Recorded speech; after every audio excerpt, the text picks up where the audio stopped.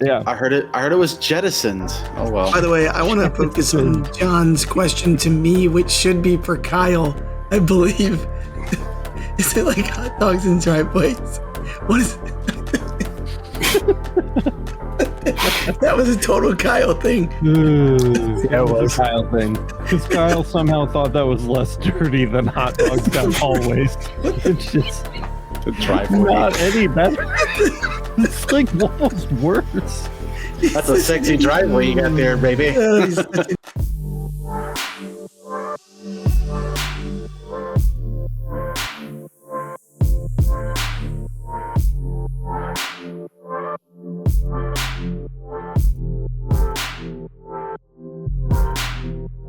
You can engrave all the bone you want, but it fucking smells so bad. He said that too. He said it literally stinks so It's bad. like death.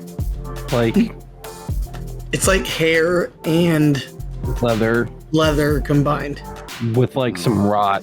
with Bigfoot's dick. Whoa. What's up, everybody, and welcome to the Laser Source Podcast, the #1 podcast if you're looking forward to starting a new year. We're here, we're live. It's the first podcast of 2023. The gang's all here, and we're hanging out. We're here to answer your questions today. So we don't have a topic. We probably should, but I've been irresponsible. Just to be completely transparent, I have taken like the last week off. So if you've had any of your questions answered on Facebook or Discord or LMA by some kind of proper Laser Everything account somewhere, it's been Kyle or Miranda. So shout out to them for covering the bases, because I've just been totally gone. I had to give myself a couple days. I actually kind of got super absorbed into Pokemon cards, so I've been just opening up like dozens of packs of Pokemon cards and like organizing binders and things. Dude, don't even get me started. I will pull out the. So I was on Amazon a couple days ago. I ordered all these binders to like organize all of my cards into, and then I was like, these binders like don't have enough pages, or they have too many pages, and so I ordered empty binders and then just the sheets to put in them. You know, like the loose sheet. I got really nice ones. And I ordered like 1,000 sheets. So today from Amazon, I just got a stack like this tall of just binder sheets. And the binders aren't here yet, so they're just sitting under my desk. Do you separate by Pokemon type or what? Like, no, how do you do it? I go by. So I'm completionist. The nerdiest way you could do it, which is by set number. So you go by like the Pokemon set from the cards, and then organize them in order. By set number to make sure that you get every single card that's ever been released. That's the only way. Do you put all the multiples behind the one? Oh, that's so bad for the cards, dude. No, I got actually, again, really cool, and I can't really show it on camera right now, and this is not a appropriate conversation for the Laser podcast, but I got actually it's kind of tangential. So I got like basically it's like a flat pack cardboard box kit. And you fold it up and it turns into a box with a bunch of like empty slots. And then you get a bunch of like pizza boxes, but they're long for cards and they slot in. And I was like, man, since this ships as a flat pack, like cardboard thing, it would be so easy to just take that and cut them out of like some nice hardwood or something and like make a wood version of that. You could even ship it as a flat pack and like let the customer put it together. Seeing opportunity. There it is. Yeah, because the cardboard is fine. I mean, it does what it needs to do, but it'd be better if it was wood. So, and then you can engrave some designs on it or something. John knows what's up. Laser Pokemon on slate. Yeah, I mean, I would, but Miranda would have a copyright trademark. Yeah, so, I can't do that. We could come up with our own Pokemon. That would be fun if we just like Kyle's been wanting to do an episode. Wait a minute. I have a buddy who draws his own, so I'll have to hit him up for some artwork. Can you ask him to make one that has a blobfish artwork? Kyle's been wanting to do an episode on like Wacom tablet usage. Oh, I got one. Yeah, I just bought one. Yeah. Well, Kyle just got an Apple Pencil, and so maybe when we're testing those out, we can come up like me, Jimmy, and Matt will describe the Pokemon's abilities, and then you guys can compete to see who can draw the better fake-ass Pokemon, and then we can engrave it. Mine will look like all of them. There's like, how many fingers does it have? I don't know. This many, and it's like that's They don't all have the head not all of is them a have turtle, fingers. and the body is a zebra, and the Chungus is a bear. Mine's gonna be a killer pineapple, just so you know. They call him Hokey Man. Why are you saying killer pineapple? Because that's like the one, man. That's the kiddos. Like, we can make that real now. They can have like. Felix has been watching this video on YouTube lately where there's this little girl and she's sitting with another little girl and she's like, it has 8 rows of razor sharp teeth and is killing everyone. And then the other girl's like, that sounds stupid. And then she goes, does this look stupid to you? And it's a pineapple with like razor sharp teeth, like kills people. He told us all about it like a couple of times. I'm saying Felix, we can make it into a Pokemon. Yeah, I get. Oh, okay. All right. Yeah, that's what it's from. I finally found like the source video and it's just as bizarre as it sounds.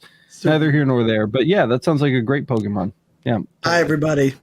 Hey, everybody. Welcome to the Laser Source Podcast, the #1 podcast if you like listening to a grown man force Pokemon into a conversation about laser engraving. Kyle, we have some questions, dude. Real, hit us, dude. What's up? What's going on? Let's see. I'm going to get caught up here. Everybody. We got a lot of hellos. Vince was first in and first like, apparently. Thank you, Vince. Appreciate you, bud. Hey, Will. Yeah, John. Hell yeah. Let's see. I love how he still makes it. So. First question, Jimmy, how the puck are you, man? Yeah. Hey. Jimmy's very angry at me right now because while I was on my week-long vacation, I didn't really talk to Jimmy either. Matt's used to it. Matt's used to the neglect, aren't you? Absolutely. Yeah. The only person There's literally like 15 messages that are just me talking to the wind, and I'm okay with it. Yeah. I know you're going to read it when you're taking a crap. It's okay. Yeah, exactly. That's exactly when I read it. Yeah, precisely. So Jimmy's not talking to me at the moment. There's a lot of Slate questions on there I answered already. Imagine. What else do we got, Kyle? I'm looking for one that hasn't been addressed yet. We do have Easy Heat. Quick Jimmy question. just finished his Slate video. Oh, nice. Which is it pretty similar to the Canvas video, but Slate? It goes in more detail of how you... A little more detailed than last time? That's good for people, dude. That's money. Yeah. Nice. Yep. Yeah. So I'll start editing that shortly. That's in my my backlog folder. If a Charizard is riding east on a moped from Buffalo at 35 kilometers an hour. Oh boy. All right. So AZ, no, it's not dumb. Don't say that. On my CO2 laser, I hit the autofocus and the bed drove itself into the laser head and bent the bed. Is the laser head durable enough to take a hit from that? No, probably not. Your gantry probably needs to be realigned at a minimum. So what you want to do is you want to make sure autofocus utilizes usually a switch that gets hit. Yep. And it could be like a button on the bottom of the head, or it could be somewhere else. Or if the bed goes down and then returns back up, there will be a switch at the bottom instead. But essentially, you want to make sure that that's intact and working. Just want to mention too, they're not always physical switches. Sometimes they're magnetic switches, which appear as like little orange or yellow squares. True. And limit switches cost literally nothing. It's 2 wires, and they're very, very easy to swap out, and they go bad all the time. So if your limit switch is busted, you can and should replace it. Yeah, because they do that every time. It's pennies. You can get a pack of 10 of them for cheap. I actually had that happen on my Y, and it was because during just some engraving, I was hitting it really fast. It was I think it was acrylic, but it was like really fast, and it actually jostled one of the ends loose, and so the wiring had come undone. But same thing happened to Y. If that ever happens, you hear like a slam and like a and your motor's just going. Check your wiring. Takes like 2 seconds, and it literally was just connecting the end back, and it worked. Yeah, check that limit switch, because you're just gonna have you're going to have collisions every time if they're broken, if it's not getting a signal for some reason, something like that. Yep. So that's the potential cause, and the durable part of your question is, you want to make sure that everything is still aligned and you didn't bend anything. Do a mirror alignment. Yeah. Just to be safe, so you don't screw yourself up. Right. It'll show up in that mirror alignment. So that'd be probably the first thing to do before you do anything else. Yep. And Riley Black also addressed that for us too in chat, so that's cool. Ew. It's true. And let's see. Definitely makes your butthole clench for sure. Yeah, the sound of things hitting when they shouldn't be is grinding machines. Ugh. Have you guys taken a break yet after the the post holiday work? I did for like a weekend. Just a weekend? We're already back. We're getting ready for we're like prepping ideas for Valentine's Day. Oh wow, good for you. That's great. So like actually Diana, here, let me grab this. Diana actually made this picture of us on wood. We're tweaking it, but we also are putting It's really nice. song lyrics on top of it with standoffs. Nice. So like if someone has a wedding song, they can put that on front of their picture and have it like offset a little bit. So we're trying to play. So I got like 100 of those shadow boxes. I was like, well, let's figure out something to do with those. Oh, that's smart. So we're gonna make shadow boxes, or just throw them on a quick little easel stand. Something simple. Yeah. Two different price. Like we're trying to play with that idea and tweak the damn. The images are. Like Jimmy showed us in his videos, everything's different every time. Yep. We're just trying to work on the next season. We're like, okay, let's go ahead and start getting the ideas out now. It's not work, but is that 1/8 acrylic? What's that? Is that 1/8 acrylic that you're doing that on, like the front? Yep. Yeah, it's nice. Yep, 1/8 acrylic and 3mm. Oh, yeah, it's a good size, hefty. Birch. Yeah, it's not gonna get just off. It's Blow gonna be away, decent. keep everything together. When are you going to get on that Ukuch and switch off that nasty plywood, man? Me? Yeah, you got to go hardwood with that high quality. That hardwood going on. Speaking of, I don't even know what I Ukuch, have, dude. I don't even know. I still have a 40-pound box of stuff to open. Oh yeah, you do. You did get your two boxes of domestic seconds, huh? It was one big box. Maybe we'll get to unboxing that tonight. But to all you guys in chat, if you have any questions, now's the time to drop them in the comments. So Boyce is already back to work. Jimmy, what did you do did you take a holiday break from working? You doing orders? What are you doing? I did a couple orders, but I goofed off a lot. Good. I tried, doing new things with the laser, with the fiber, just monkeying around. Yeah. I burnt up a coin, right, Kyle? Hey, I actually if you don't burn something up at least once a month, you're not really burning to learn, are you? Boy, that brass makes pretty colors. Do you have did you get your Umbry order in? My what? Or your Swiss buoy? I forget where you ordered. Umbry. You got Swiss buoy or Umbry? Yeah, I actually just ordered some coins. I think Jimmy's been loving Umberry. Brass and stainless. Oh yeah, look at Look at that. this guy. And there's what do you call it? Copper. Nope. Cooper nickel. Cooper. Oh, yeah. Cooper nickel. That's what coins are actually made out of. Are you happy with them? Do they feel high quality? These are badass. Did you order from Swiss buoy or Umbry? Swiss buoy don't have 40mm. Oh, okay. So it's Umbry. Umbry, yep. There's a link on lasereverything.net. Very nice. Very. Jimmy has a hard on for those 40mm coins. He Yep. does. He likes the big A lot ones. of people do, man.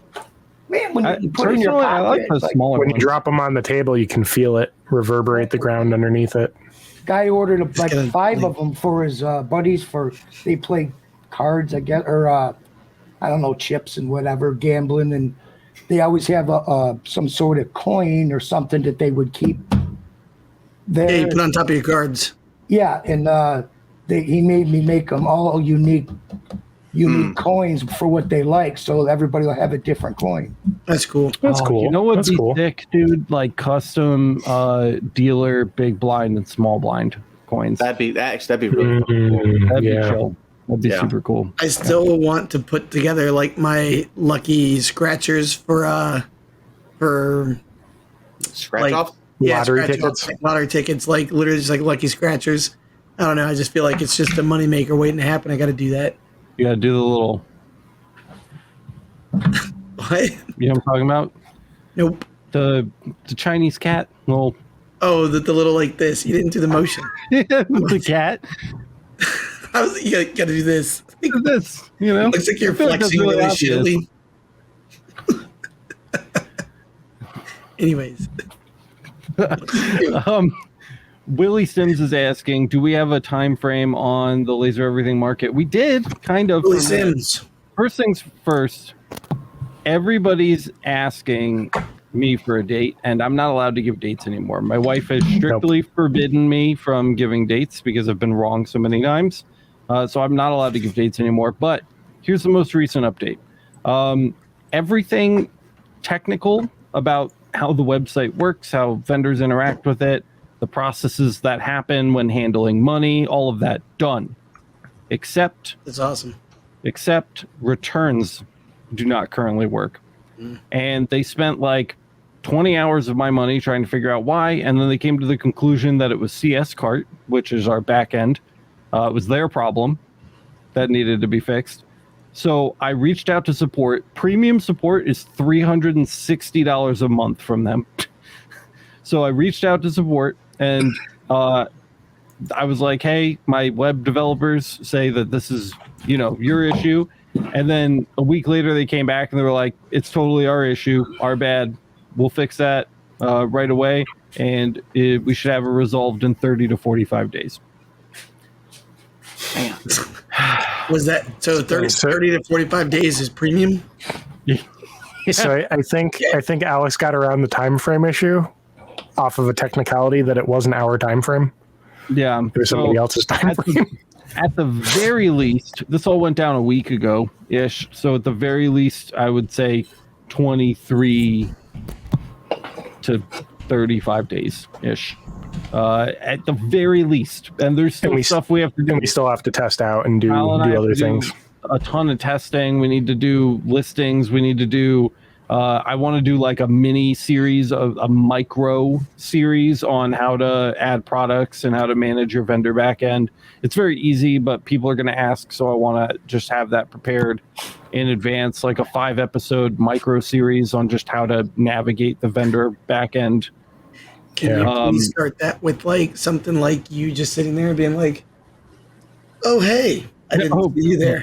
Hello, didn't see you there. Today we're going to be You got to spin around your chair, just with the pipe, like a bubble pipe. Yeah, bloop, bloop, bloop. Totally. A bubble pipe, yes. When I live there. With a kazoo. Miranda also says, some of the laws and rules for online marketplaces have changed since we started, with a smiling, crying face. So lots of back-end stuff needs to be updated to make sure that we're compliant with that.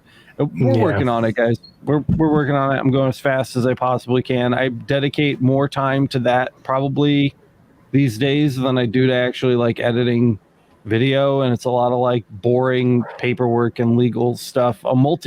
Facilitating a multi-vendor marketplace is a very complex issue that or task that is usually handled by teams, and I'm trying to do it by myself. Dozens and dozens of people. Yeah. So but we're getting there. It looks like a marketplace. The buttons do things, and most of the process functions, which is light years ahead of where we were 2 months ago, where just about everything was broken. Kyle's been back there. He's seen it. I mean, literally nothing worked. So the new web development team has done a really, really good job at advancing us to where we are now. There's some big hurdles in our way at the moment, but it seems like we're well beyond the 75% point, and I don't see why we can't solve the problems that are ahead of us right now. It's just going to take a little more sustained effort. So, would you say that the team is laser focused? I would not, because that is trite. Sorry, I was trying to be premium. Dude, you're fantastic. It's back. I know it's back. Just like the mixed sandwich or the McRib. The McRib. It's just gonna float around every now and then. Emergencystop.net. So AZ says, do I need EasyCAD to run my fiber laser, or can I just go with Lightburn with no EasyCAD installed, both CO2 and fiber? That's a big, it depends. CO2, yeah, you can probably use Lightburn, assuming you have a DSP or G-code controller. For fiber, it's going to depend on if your fiber laser is an EasyCAD 2 control board based fiber laser, or one of the copycat boards based off of that will probably work too. If it's EZ3, you can't use Lightburn. Yep. So, it depends. If it is EasyCAD 2 based, you can totally skip EasyCAD 2 and go straight to Lightburn. That's fine. Yeah.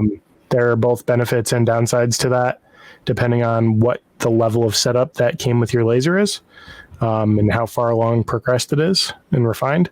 I would encourage you to check out the Lightburn for Galvo crash course. Go to the channel, go to the playlists, go to Lightburn for Galvo. Watch through that from beginning to end, and that will kind of explain that.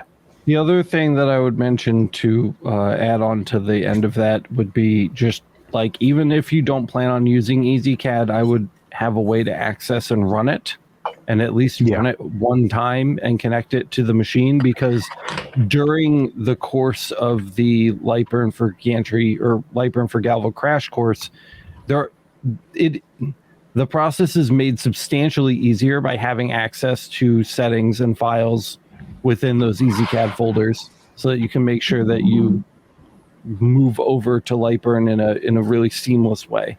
I wouldn't like throw the EasyCAD in the trash, like have it and make sure that it works, because we'll reference it a couple times during that course, and it makes a big difference. Absolutely. Yep.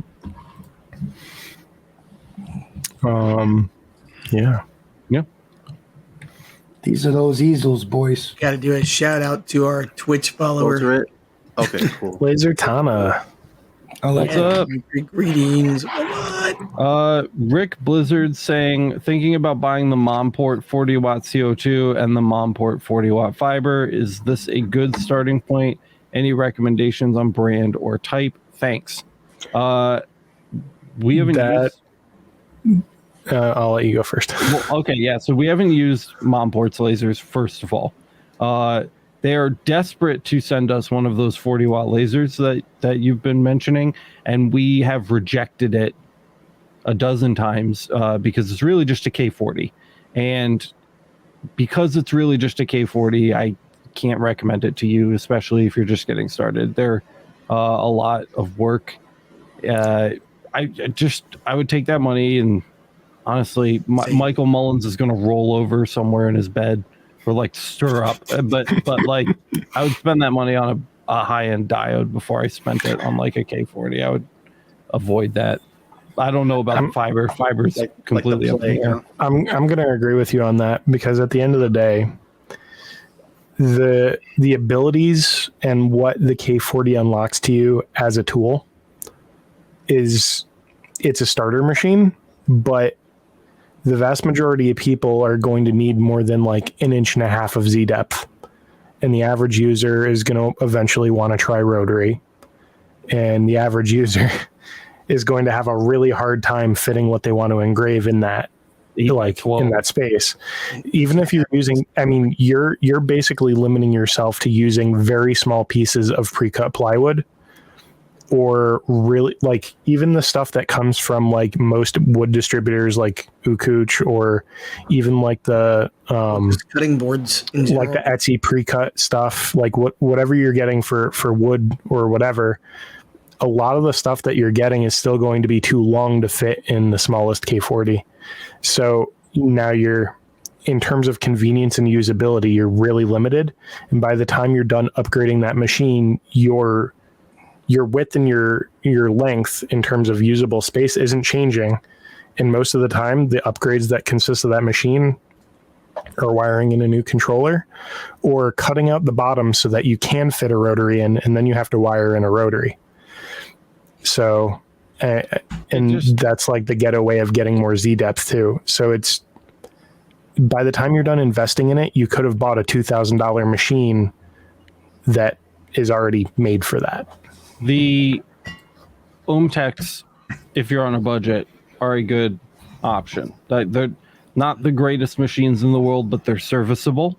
Until you learn how to fix them. Yeah, they're serviceable, and it's much easier to work on something of that size that already has a Ruida controller in it than something that doesn't. So you can check those out on the buying guide. It's lasereverything.net/buying guide. Look at some of the OhmTechs that are on there. There's other ones that aren't on there too that are the same thing in different form factors. Like they make 50-watt desktop lasers that are big, like the Ranger back there. But they have that 16 by 24, I think, is the minimum size on those, which is like 3 to 4 times the workspace that you're getting out of the K40. I mean, and it's still like fairly compact, and it's still fairly budget friendly. What's the Z depth on those? Like 4 inches? A shit ton more than. It's like 3 times the Z height. Yeah, well, and the reason I even bring that up is, even if you're not doing like, because it's not even to do something that's really thick or depth heavy. It's just the fact that, like, if you were going to put in like a 1-inch cutting board, right, and then you've got to have so much focal distance, like you're limiting yourself just by what you can even put in there on the other one. On the desktop OhmTech. Right, right. But on the mom port, you'd be like if Kyle said 1.5 inches. Yeah, and you again, already took up 70% of your space. I don't even want to call it the Mon port because it's not the Mon port. It's made by another company, OEM sticker on it. Yeah, it's literally a K40. So long answer, short question, but no. Yeah. Fail on that. Yep, you'd be better off with a mid-grade diode. While you're at the and you'd be ready to go. Yeah, while you're at the buying guide, you can look at a variety of diode lasers that we do recommend, a variety of CO2 lasers that we do recommend, a variety of fiber lasers that we do recommend. We tried to get them to send us one of the fibers. They don't want to send the fiber. They only want to send the K40. So we haven't touched any of their stuff, and it doesn't really seem like we're going to. So here's another one here. Tips on generating test grids for light burn for fiber. I've done 0 of that. Go up to the laser tools and hit material test grid. That's it. And then depending on what you're working on, I'm assuming it's metal, is going to be anywhere from like a line distance of 0.001 to a line distance of 0.04. So if you find that your line distance is too small, jump higher, and if it's too small and you're not getting what you want, jump lower. If you're looking for colors, you want low power. If you're looking for ablation, you're going for power and frequency. In a nutshell. What I like to do when I'm doing testing, I haven't done this with the test grids, but it applies, is like start with a large interval. So like, whatever setting, doesn't matter. If you do like 100, 200, 300, 400, 500, then the next one, if you like how it looks between 200 and 300, do like 200, 220, 240, 260, 280, 300. And then if you like how it looks between 240 and 260, do 240, 245, 250, 255, 260. You know what I mean? So, and it kind of, you're almost like zooming in, to like really see, because especially with non-metals, but metals too, very, very small differences in power can make a huge difference to the outcome of the mark. And that's the best way to find it. So I would employ that when using the material tester thing. Will help. Miranda followed up about the marketplace. It should be done before I have this baby though, right? ... Hopefully. I would say, but I'm not allowed. So, Got her. We'll see. Time frames, man. It's a double-edged sword. Time frames. Miranda, what day specifically is this baby coming out? We need a date. Stab later. Bill is saying, putting price to one side for a fiber laser, would you choose a 3D EasyCAD 3 machine or a 2D Lightburn machine, and why? 2D Lightburn machine, because it has 3D height map engraving built into it already. So unless you were literally doing, like, I'm looking around on my desk for like a good example, and I can't even locate one. Guys. If you have a shape like this made out of metal, and you need to mark text up this side of it and then down this side of it, and it all needs to be in focus, and you have to jig it up like this every time, get the 3D one.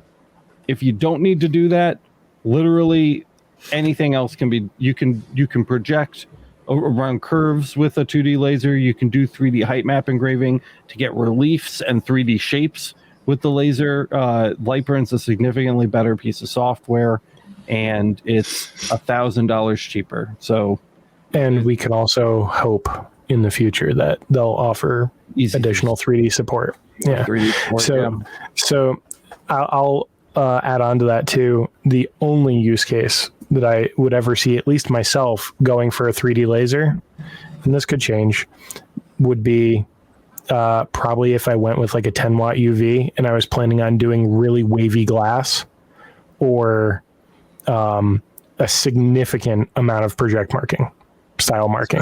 Like if all I was doing was glass and I didn't, like, rotary would like give me a heart attack kind of situation, that would be the only time. Like Alex Campbell with his 12 watt that he has, where it's got a table, like a rotating table for glassware specifically, and I think that would give me a heart attack. But that's what you get it for, is just that, you know. The thing that people don't realize about the 3D features of EasyCAD 3 too, and it's a big reason why we haven't shown it on the channel yet, because I don't know how to do it, and I would have to sit for a long time and really learn how it all works. But you essentially have to import 3D models of what you're marking in order to utilize that 3D functionality. It doesn't just know. It doesn't just like scan the surface and say, oh, here's the thing, I gotta go. There's no autofocus or anything like that. You literally have to build a 3D model of the thing that you are marking, and then bring that 3D model into EasyCAD 3, and then wrap your marking around that digitally, and then make sure that that model and wrap match up to the real life object perfectly, and then mark it. And it's like, that's a long, tedious, difficult list of things that need to be done perfectly in order to utilize those features at all. So that's why it's great when you're making 1,000 of something. It makes sense to take that time to do it and do it right, because you're just going to zap them and wrap them, just choop. So yeah. It's the use case is very specific. That's a good point too. And for all else, Lightburn. Yep, agreed. Yeah. Willie said it makes my brain hurt thinking about it. Joel says, build or buy a CO2 gantry. Build for fun, buy to use. If you don't, here's a question. Do you care if you have a working machine 9 months from now? If the answer is no, build one. You'll have a ton of fun. You'll learn a shit ton about how lasers work. You'll be really well positioned to build and fix them in the future. But if you're not okay with not having a working laser 9 months from now, buy one. Yeah. The reality is it's a toy until it's fine tuned, and the problem with projects are they often fall to the back burner. Yeah. Yeah. That's just the reality. Yeah. So if you like fiddling with stuff and you don't need a production machine, I'll add that. Then building could be a good option. Yeah. If you need something that's going to function as a production machine, and it's not like a crazy use case, right? Like you don't need something that's can't be bought. If that's the case, then maybe you do have to build it if there's just nothing that's meeting your needs. But That would be the only add-on I'd share on that if you are building for fun and you end up wanting to go that route, there are excellent DIY kits available from Light Object, which we've talked about many times on the channel. Links to those over at the buying guide too, lasereverything.net/buying guide. So you can check those out. Kyle will likely be getting his hands on one of those DIY build kits later in the year this year. So that might be something. That'd be fun to watch. That might be something to look at. Yeah. That's the goal. Yep. Bob says, are there any certifications or licenses I can obtain in engraving? Not to my knowledge. I don't think so either. I mean, I've been doing this a long time. I haven't heard. A lot of the companies that sell lasers will sell some kind of program that you get a little certificate at the end of it, but it's just a participation trophy. It's not any kind of real legal certification. Yeah. Well, yeah. The only thing I could think that might be useful, but it doesn't come from engraving. If you can get Adobe certified, which they do actually have programs for Adobe certification, using AI, using what else do you guys think would be good? Really, just AI is probably the most. Photoshop, maybe. Yeah, Photoshop. Photoshop. Yeah. So you can do those as an online thing. And if you were going to, like, if you were trying to get specific customers or tell people, like, I have these skills and this knowledge, that could be really useful in certain cases, especially for, like, photos. Well, marketing. For marketing, you can do it. Yeah. Certified, Adobe certified engraving specialist. Yeah. So I guess the answer is more centered around not so much the engraving itself, but the things you use to do the engraving. Yep. So you'd be looking at AI or Photoshop, or if if you're building your own website for marketing, or you can get certified in web dev or whatever from various schools, that kind of thing. Oh, Jack in the Shop, look what he said. LMA certified. Maybe someday in the future. Boy's seal of approval. Like 6 peaches. That's right. So Vince says, I was told that Monport and OM-Tech fiber lasers are made in the same place. IOW, no difference. We don't know, because they're wherever they OEM them from, they're not branded by them. They're paid to put OM-Tech or Monport or whatever on the fiber laser. It's less about the brand and more about features, the style of machine that I'm advocating for here. It's that specifically the 40 watt Monport is a K40. Oh, he's talking about fibers.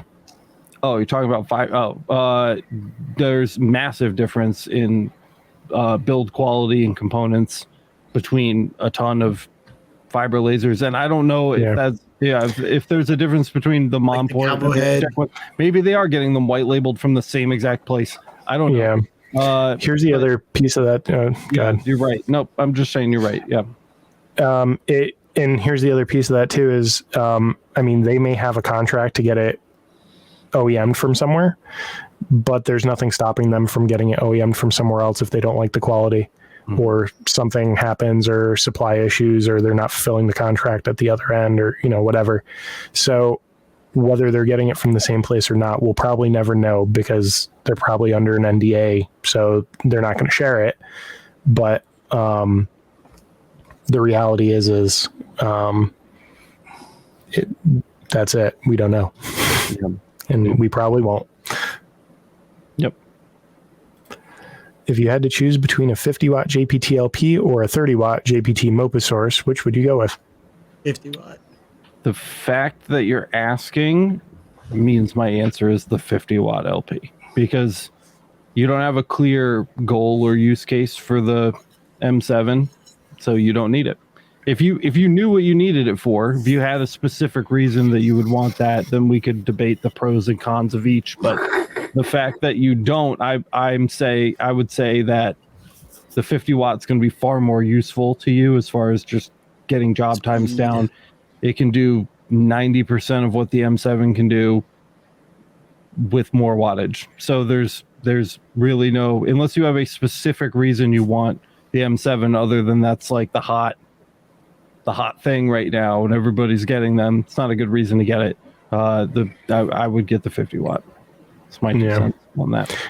The 50 watt JPT has the 1 to 600 kilohertz range, and the fact behind that would be most people probably won't be exceeding 200 ever. I don't exceed in their normal use case. Yeah. It's very rare. You have to be working with like ultra soft materials that are very sensitive to even consider going that high, or just a really high power laser. So my vote would be a 50 watt too. Yeah, the reason I said 50 watt is mostly because it, like Alex said, the speed, like the ability to ablate metal and actually do depth of engraving is going to be not double, but it's going to be probably like 30% higher, maybe 30%. Like, yeah, I mean, you'll get the biggest advantage for you with the 50 watt is really going to be your lens selection. Yep. You're going to be able to pull a 220, a 250, or a 300 millimeter lens out and actually use it instead of it just doing nothing. I mean, there's a huge difference in just your workspace availability, and when you use those larger lenses, it opens up new options for you when doing like project mark or cylinder correction and light burn, and doing Z marks and different like kind of even color markings with the LP source. We've seen time and time again in community posts around Laser Everything that it's more than capable, the LP source, of producing a solid range of like oxidization marks, like color marks on the surface of steel. It's totally doable, even without the fine dial control of the MOPA. So there's, again, unless you have a very specific reason you want the MOPA, I would just get the LP. The last part I was going to say too is like the number of projects that you can do would be 99.98%, and those 0.02, who even knows if you'll ever even have somebody walk through your door with those projects. So, why? To follow that up, Az says he subscribed to the LMA, and very good info, and all the info on the YouTube light burn for Galver crash courses. Smiley face, smiley face. Thanks for signing up for the LMA. If you guys don't know or haven't heard, Laser Master Academy is the #1 way to support the channel. It keeps these guys here and doing what they do, and it allows me to do this full time, and it supports all of our communities and all of our infrastructure and all of our ongoing projects and things that are still under wraps and things that are very obnoxiously still being developed, even though they should have been well done by now, and the podcasts and everything else we do. It's all viewer supported. We don't sell sponsorships.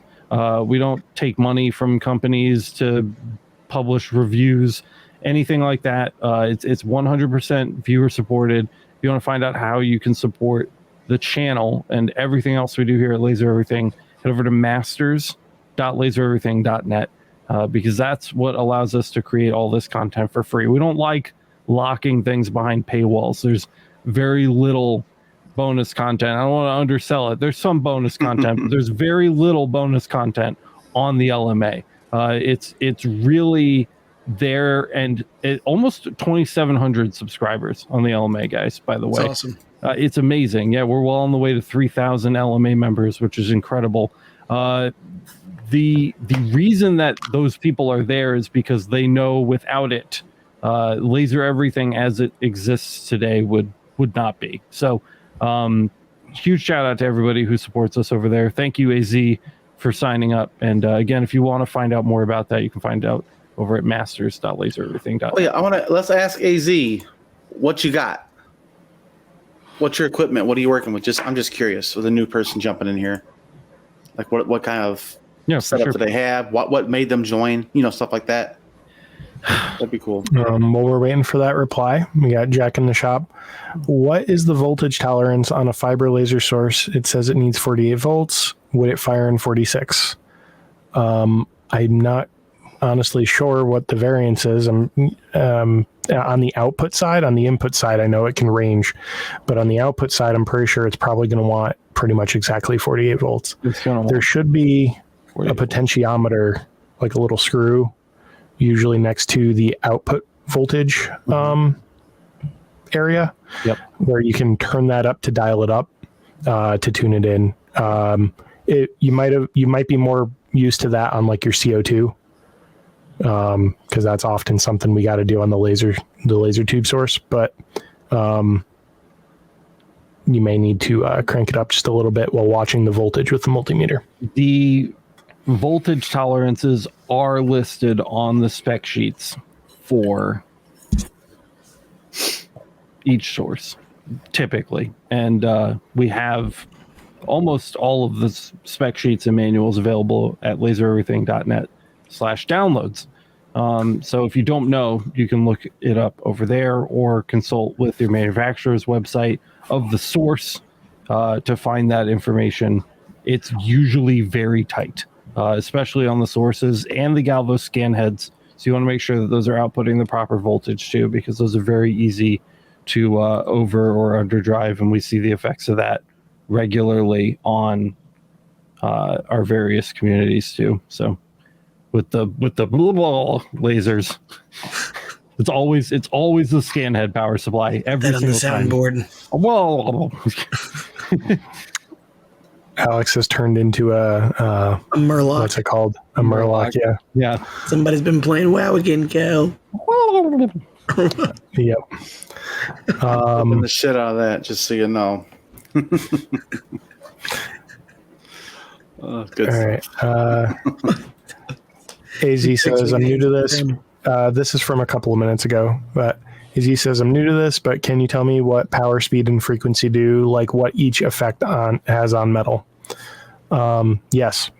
So power is the raw output power. Speed is the speed in which that the scan head or the head of the laser is going to move across the material. And the frequency is the frequency of pulses going into the material from the laser. So if you have like a 25 kilohertz frequency, that's 25,000 pulses per second. And that's at a given power. If you increase the frequency, it's going to do many more smaller hits with the same given amount of power in that time frame. And yeah, it's kind of a cohesive relationship. So if you want to dig deeper, you need to either slow down the speed or increase the power or move the frequency into the peak power range, which for most lower wattage sources is lower. Yeah. One analogy or actually two analogies that have helped people understand frequency, because power and speed are pretty straightforward. But I know in the LMA, I've helped a couple of people in the Discord, I've helped a couple of people. It's almost like using a hammer or using sandpaper, right? So when you've got a lower frequency, you're following through and you're hammering that power and speed, like just pow. And if you're hiring it, it's almost like just tinking it, right? Or the sandpaper, like a low grade or a low grit versus a high grit. Low grit's gonna ablate, and the high grit's gonna kind of polish and smooth it. Yeah. So if that helps you understand it too, but power and speed are pretty much right on. Yeah. The thing to understand about frequency that doesn't get covered very often on non-MOPA sources, MOPA works a little bit differently, is that for the most part, and again, it's more complicated than this, I'm oversimplifying it, but the faster you pulse the beam, because it's not, with like a CO2 gantry laser, when you draw a line, the laser turns on and it doesn't turn off until it's done drawing the line, and then it turns off.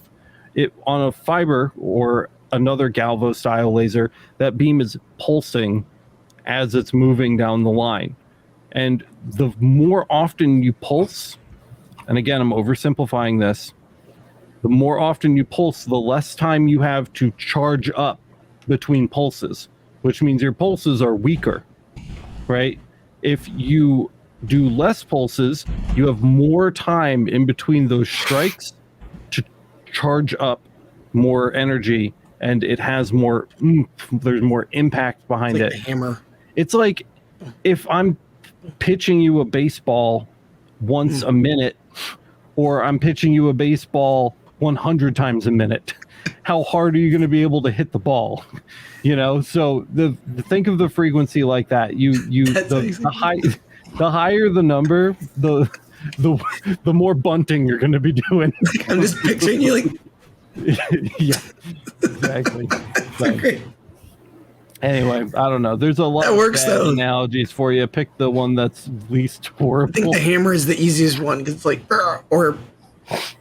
So, anyways, I hope Boyce is clipping all of this. I'm gonna be having a field day. Boys, I think boys, I want to see some new clips, man. I feel like I've been a little clip deprived lately. Well, the holiday, I was out of town quite a bit, but good for you. I got a couple. It's like a 2-day weekend. Yeah, I was like, yeah, boys, did you chill over the break? He's like 2 days. I'm making shit. Yeah. With the talk of Q pulse and frequency and all that, I think that also covers AZ's question here. All right, we got 10 minutes. Let's speed run. Caffeine machine. Can Lightburn control a second motor for automation? Example, using a rotary for marking pens and a second motor for pick and place to remove and replace the pens. No. Yep. It does not support external axis support other than rotary at this time. Will that change in the future? We hope so, but we don't know. Nobody knows. It'd be awesome. Yeah. All right, done. Let's see. 100 balls per minute. I'm like lightning round. Since the EasyCAD 3 101 video, has EasyCAD fixed the DPI glitch? Did we do an EasyCAD 3 101 video? I didn't because I don't have a machine for it. I have no idea. I don't think I did either. Maybe you're thinking of the EasyCAD 2 101 video. It might be. The DPI, don't ever use fixed DPI in EasyCAD. Again, we're lightning rounding this, so I'm going to keep this answer super short. The fixed DPI feature in EasyCAD is flawed for multiple reasons. Set your resolution in an external raster editing program like Photoshop. If you set it to 300 in Photoshop and you import it and leave fixed DPI off, it will be 300 DPI. That's just how EasyCAD works. So just set it in an outside raster editing program and leave it alone. That's my recommendation on that. Mike says, so circling back to the test grid question, not much point in going past 200 kilohertz. Probably not unless you're specifically looking for colors or you're working with like an ultra soft material at high wattage power or something like that. Yeah. Sorry, gotta shout out AZ, man. He or she hit us up with a $20 thank you, man. chat. So thanks, AZ. Much appreciated. Much appreciated. Hit it, Cal. Hit it. I need to find it. This is why I need this. Kyle, ship that to me. So stupid. we lost all this. That is the best. So Willie said, so I noticed in the settings for your downloads does not have stainless. Do you usually use the same settings for steel and stainless? Absolutely. Yes. Brush Stainless is steel. 100%. Yep. Brush steel. In fact, most of those settings were generated using stainless. So we just don't differentiate between them. They're similar enough in the vast majority of cases that all of the settings are going to work for either. Yep.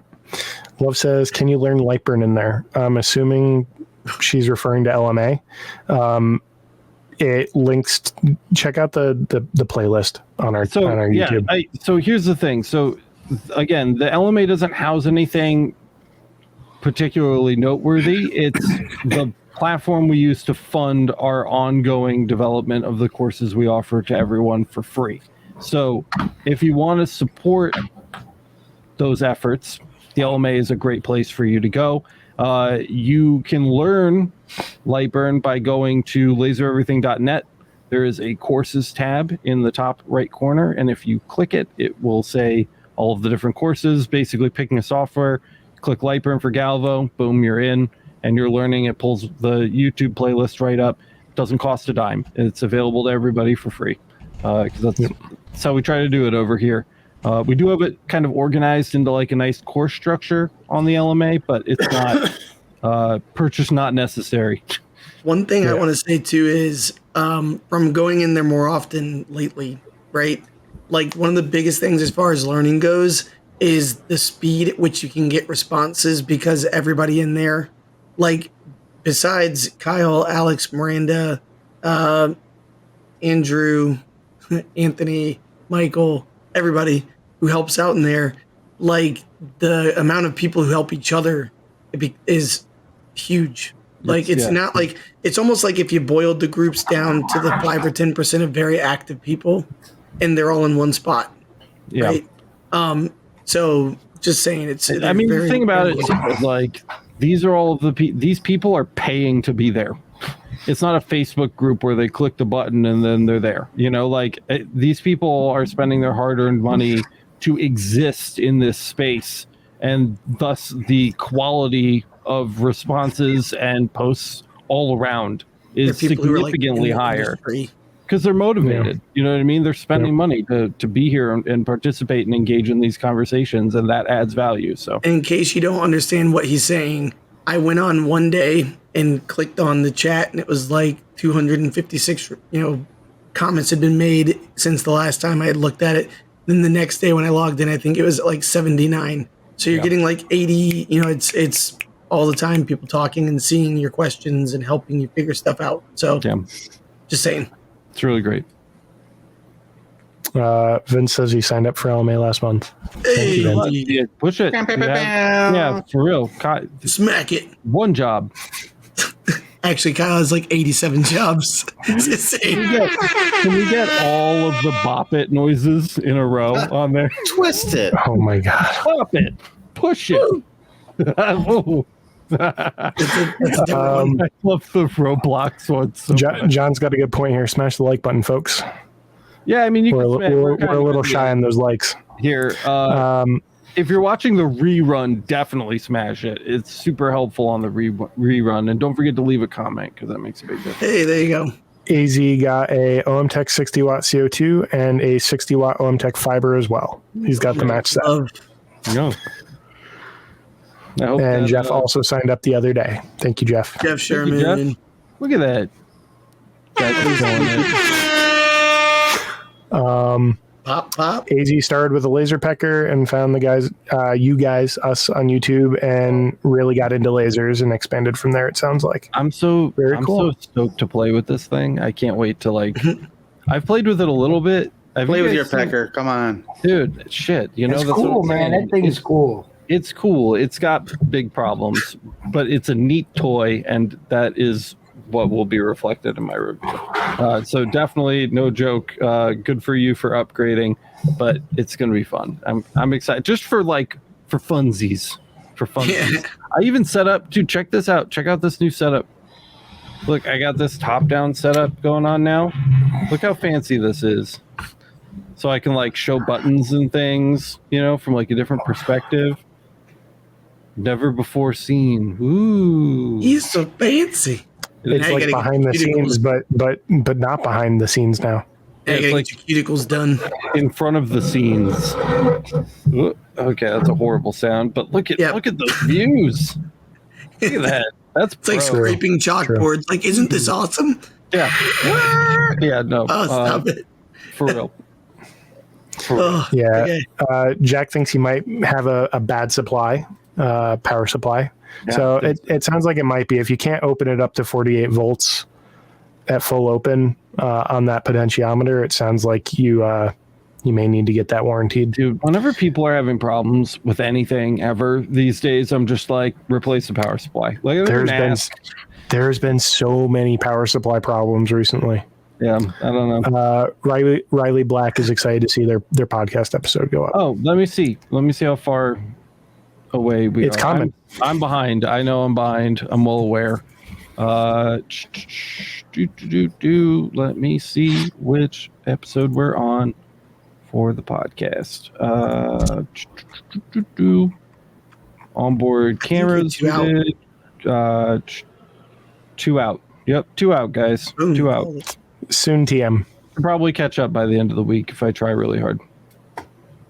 I just flood people with podcast episodes. Hey guys, been something to do. Carlos says he joined last month. He ordered a 50 watt cloud array, which he has not received because it was lost in transit. They had to ship him another new one. Bro, hopefully that second one shows up too. Bank. I mean, that would be cool. But hopefully it arrives and you get the joy of unboxing, setting it up, and pew-pewing with the new fiber for the first time, because it's like a repeat of Christmas all over again every time you start a new laser. You're gonna get the second box and do this like just push the other one off the. You're like, I didn't get any lasers. Just scoot it under the table and be like, it's fantastic. Yeah, I heard it was jettisoned. Oh well. By the way, I want to focus on John's question to me, which should be for Kyle, I believe. Is it like hot dogs in driveways? What is? That was a total Kyle thing. That was a Kyle thing. Because Kyle somehow thought that was less dirty than hot dogs down hallways. It's just the driveway. Not any better. It's like almost worse. That's a sexy driveway you got there, baby. So, emergencystop.net. So TMB Farming says, I just purchased an 80 watt JPT fiber. I'm a new member of the Laser Everything Academy. Where do I find the library for my fiber? When you log into the LMA on the left hand side, you'll see a downloads area. That's where you go. I will show you right now. Even better. God, we can that screen box just came out share. of nowhere. Oh, my God. My keyboard is not turned on. Okay, there we go. Masters. Imagine your keyboard just trying to. Okay, so here's the LMA. Out to dry. All of these things are going on here. It's a lot to look at, but what you want over here on the left-hand side, downloads right there. You're going to click that, and then we're going to click Fiber Param Library. Boom. And when you download this, pretty dope right here. So let me see. Where is the library? Here. Boom. Download. It's going to download the zip folder, and you can extract this. But actually, check this out. Look, so we have libraries for EZ2, EZ3, and Lightburn. And then Kyle has pre-converted the library for every wattage machine. And then if you go into that wattage machines, let's say we're looking for a 60-watt machine, Kyle has pre-converted the library for every lens configuration for that wattage. It's too sexy. Okay, so there's literally, you don't have to do any work. You just need to find your software. Okay, EasyCAD 2, your machine 80 watt, and then your lens 150. Boom, and there's the Mark Param. Boy, the way it's changed in 1 year, holy cow! Very easy for you guys. It'll be seeing some updates too soonish at some point. One of the things that we have been kind of working on under wraps a little bit is I don't like that the laser param converter only works for Windows users, so we're paying somebody to turn that into a word. What the hell are you guys laughing at? What's that fake ass cough? No, you said we're keeping on the wrap like. I just looked up and caught him like. What's wrong with you guys? He's like a hot dog on a coffin or something. I'm going to pay somebody on Fiverr to turn it into a WordPress app so we can add it to our website. Okay, so then you'll have access to that conversion functionality online if you need it. That's what I was trying to say. I fucking pay this motherfucker, and he's over here like, what is this? It's going to be the next clip. Kyle, how are we doing on chat, dude? Here's a question. Todd always reads issues about Lightburn after updates, and that EasyCAD 2 always reads issues about crashing. So for someone new, use EasyCAD 2 or just skip it and learn Lightburn. Opinion? My opinion on that is Lightburn is still actively updated, and when they create issues, they usually follow that up with an update of the same version like a couple days or a week later. Yep. Whereas EasyCAD 2 has been a dead program for like 18 years. And you get notes on the updates that tell you what got updated, which is so nice. Yeah. Changelog. And when you find a nice stable version that's working for you, you can just stick with that and don't update immediately. Wait for feedback from sign up for their forum. I think it's forum.lightburnsoftware.com. and watch the responses after a new update is pushed and see if people are having issues with it or not. If people are having issues, wait until the next update, because most builds are stable. So when you get an update, download it, install it, run it for a while. If it's working good, make that your kind of like your daily driver, and then keep an eye on the forum and pick your next update accordingly. That's the number one thing I see people say bad about Lightburn is, well, I lost all my settings and my whole library was useless. And it's like, did you try reverting back to your previous use? No. And then they, just double click it, reinstall, and it's fine. Yeah. Fire round. Mead 916 says, my MOPA is such a getting consistent colors is so hard for me. It's an adult podcast. You can say bitch. Yeah, whatever. Kind of a waste for the extra cash over normal markers, in his opinion. So, yes, the hard and fast truth of MOPA and doing colors is that everything about it is going to be inconsistent because there are so many variables that can influence it, because you're effectively doing precision heat treating with like the power of the sun. And like the ambient temperature of the material. I mean, it is infrared. So yeah, like Matt said, there's just so many variables: humidity, material temperature, ambient temperature, how much heat is being sucked out of the material via radiant heat, how big the piece of material is to distribute that heat.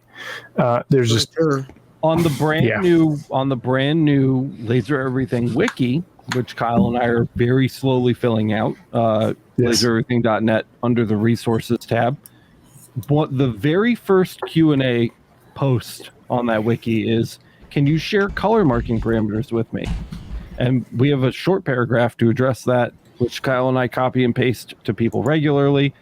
The thing that sucks about MOPA colors is that there are a significant number of variables that affect the result that don't really apply to marking.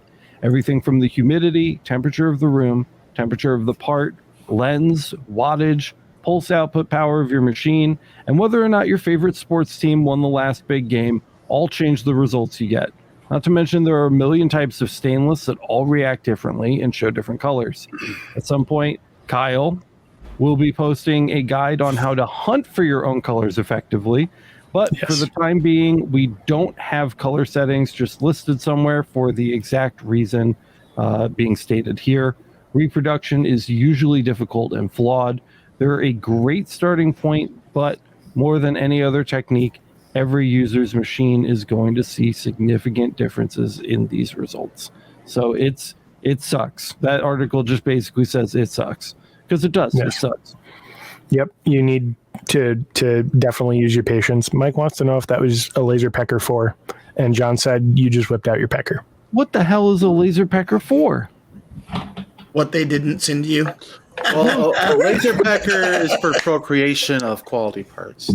They sent me a 2 and I asked for the 3, which is the 1064 one, and they laughed at me and said no. And now there's a 4. So it's like, okay, guys, yeah. Channel, you have to actually send it to me.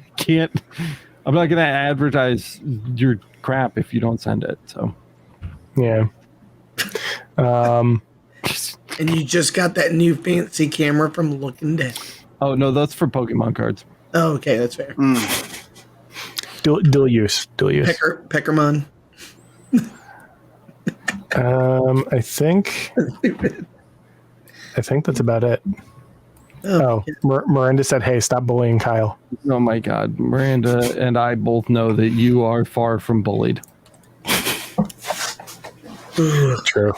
By the way, shout out to Willie. I'm very much loved. If anybody here gets bullied, it's Boyce. Yeah. Jimmy. Or Jimmy. Don't leave me out. We love Jimmy.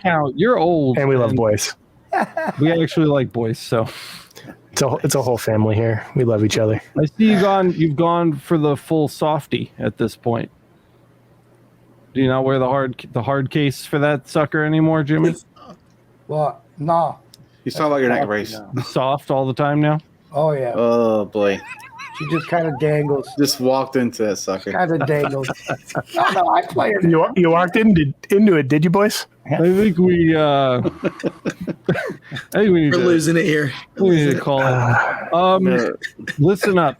I'm calling for an emergency stop. A little housekeeping before we close up. .net. If you guys haven't listened to it, Emergency Stop, great new podcast where the five of us talk about literally anything except lasers. It's pretty awesome. You can find it over at emergencystop.net. If you want to laugh, I highly recommend it. It is a very good time. Recording for that show will resume this Thursday. Miranda says we're all fired. So there will be new episodes of Emergency Stop coming out starting probably early next week. Additionally, I don't know when the marketplace is coming online. I will keep you guys updated, though. What else is important? We got lots of new episodes on the way. I'm getting back into my editing cycle after my little micro vacation. Boyce is giving me his weekly reminder to buy merch. LaserEverything.net/merch if you want to get some dope Laser Everything merch. I love that hoodie, dude. It's so sick. It's so cool. And what else? Don't forget to smash the like button. Let everybody else know that the content is good. And don't forget to subscribe and hit the notification bell so that you get notified the next time we go live with a new episode of the Laser Source podcast. If you guys got super extra awesome amounts of value out of today's podcast episode and you want to make sure we can continue doing the stuff we do over here at Laser Everything, I mentioned it mid-roll during the show, but you can find out more about that over at masters.lasereverything.net. Bonus goodies like extra live streams and bonus podcast episodes of this very podcast that you're listening to right now. Great community, bunch of other stuff. You can find out more over at masters. Again, .lasereverything.net. Anything else? We good? Got it covered. You guys ready for 2023? Not at all. I think Boyce is the only one here who's actually prepared for I'm ready. I'm new, man. I'm still giddy. I thought I was ready for 2022. See how that went. Yeah, I'm getting ready for 2019, like right now. Yeah. It's going to be a great 2020. All right, guys, we love you. We're stoked for a great new year. Hit me up. Facebook, Discord, links to those down in the description. Those are free. That's all I got. We're like way over. Thank you so much for watching, and we will see you in the next one. Bye-bye. Bingo, bango.